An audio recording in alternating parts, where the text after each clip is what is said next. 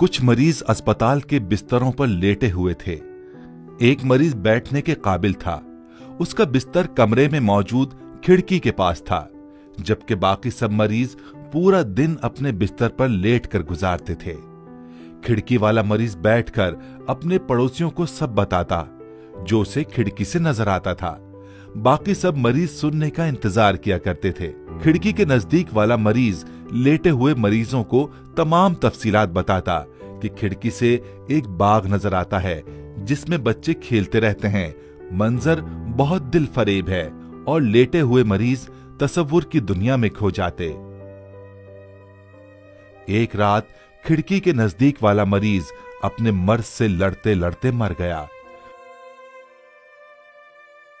दूसरे मरीज ने बिस्तर खाली देखा और अफसुर्दा हो गया।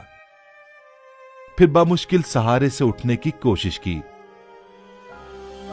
खिड़की से पर्दा हटाया और बाहर देखने लगा। जब उसने बाहर देखा तो बाहर का मंजर बिल्कुल मुख्तलिफ था।